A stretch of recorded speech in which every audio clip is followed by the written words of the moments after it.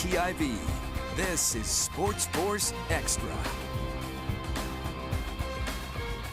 Welcome back, folks, to another edition of SportsFource Extra. I'm Jason Moeller in Siouxland. As the holidays draw near, most people begin spreading Christmas cheer. And trust me, we have plenty of cheers and a couple of jeers to spread on this brisk winter's night. Speaking of jeers and cheers, in Orange City, a rivalry of respect was brewing as the Tulip Bowl took place at Unity Christian, where the Knights were trying to fend off the Dutch in a little crosstown showdown. Now, Unity Christian trying to protect an undefeated record at home.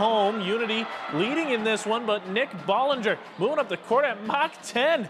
He'll get to the rack and lay it up and in for two here.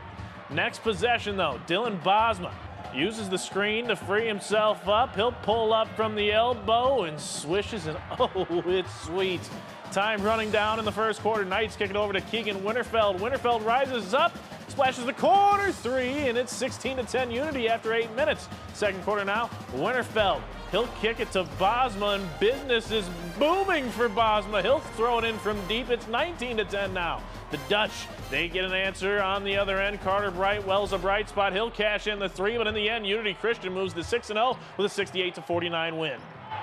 Now, since 2020, Unity Christian leads the girls' series 7-3. However, the Dutch, they're the team that jumps out to an early lead in this one. Brielle Huff gets the offensive board, puts up the strong deuce there for MOC Floyd Valley. Not too much later in the first, the Dutch working with the ball once again. This time, good ball movement leads to Addie Jeltema spotting up and cashing in for three from the wing, and it's a quick 5-0 lead for MOC. Unity trying to swing momentum in their favor. They get a steal, and now they're working in transition. This first one's a miss. The offensive rebound is there, and the mid-range shot by McKenna Hahn is money. Knights almost lose this one out of bounds, but they save it. It's J.C. Hahn who gets back inbounds, settles into a nice 5-foot jumper from the baseline. MOC gets the win in this one in the end, though, 70-43. In Sioux Center, 15th ranked Warriors up against the 6th ranked West Lyon Wildcats here. Fourth quarter, Warriors up by 9, but the Wildcats eat into the deficit. Ava Carolan comes up with the layup shortly after the inbounds pass. One of the key pieces down the stretch for Sioux Center, junior guard Marin Franken. Franken gets this one into the paint, gets it to roll through the nylon, but the Wildcats came clawing back. It's once again Carolan. This time, she'll bury the catch and shoot corner three, but Sioux Center still keeping West Lyon out of reach, especially after Franken gets on the low block. And how about Marin Franken earning three the old-fashioned way? Sioux Center takes the win 58-48. Warriors head coach Doug Winterfeld talked about Franken and the team's overall performance as they move to 500 on the season. Trying to hit our stride here early in the season yet, and coming off a very successful volleyball season, and yeah, we're still in the mode of getting switched over. She's just a phenomenal player inside, outside. She's able to do whatever on the floor, whatever we need. We just, got to get her touches, and she also is a great passer and finding the open shooters when she's doubled. All right, the Sioux Center boys looking to keep their undefeated season alive at home against the Wildcats, but West Lyon, they'll start this one with a big offensive rebound and put back here by Jarrett Knobloch, and that's a quick 2-0 lead for the Cats. West Lyon working on defense too, though. Jackson DeYoung comes up with a steal, races to the rack. His first shot is blocked, but DeYoung sticks with it. We'll get the second one to fall. Sioux Center trying to ignite some offense. I'm not sure this is how it was drawn up, but this will end with a Braden Perez height brink bucket from three-point land, and the Wildcats still lead by 1. That lead gets 2 points larger. Knobloch works his way to the low block where he knocks in the close-range bucket. West Lyon picks up the win in this one, 71-49. Meanwhile, in the Metro, we had an MRAC matchup between two teams on the right side of the win column as of late. The 3-1 Sergeant Bluff-Luton Warriors, they were looking for a little revenge at the hands of Bishop Heelan. Revenge, as last season, the Crusaders swept the season series between these two. We'll pick up third quarter. Brody Van Kaalsbeek cuts through the defense like a hot knife through butter for the bucket right here. That's a good start. Heelan inbounding under their basket, though. Abe Scott lost in the shuffle, but Grant Whitcomb finds the junior who finishes at the rack there for 2. Kylan Vanderskoff takes the ball in the short corner, spins, and wins at the hole, picking up the deuce. Later on, Crusaders out on the fast break. Abe Scott just says, oh, just going to sneak right past you there for 2. Crusaders, they pick up the win 51-50.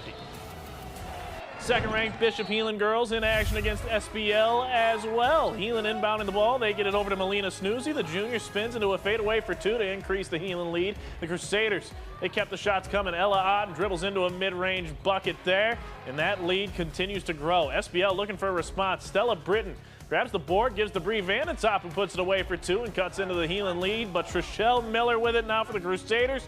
She's going to shimmy into a trifecta. Heelan wins this one 67-39. Sioux City North looking to get their first win against Sioux City West in girls basketball since January of 2022. We'll pick up. Stars up big. Evie Jackson gets the board for West, and she'll pick up the hoop and the harm on this play. Stars respond, though. Jakira Hayes drives the left side of the lane. Hayes kisses the ball off the glass for two. She wouldn't be done yet. Later on, Hayes leading the break, heads for the hoop, gets the contested layup to fall. North wins this one 62-17. The Sioux City West boys, they've not beaten the North High Stars since 2023. Freshman Roman Henry looking to change that pickup. Wolverines with the ball. Henry looking for an opening in the zone. He'll thread the needle to Dominic Merrigan, and the freshman shows patience before finishing down low for two.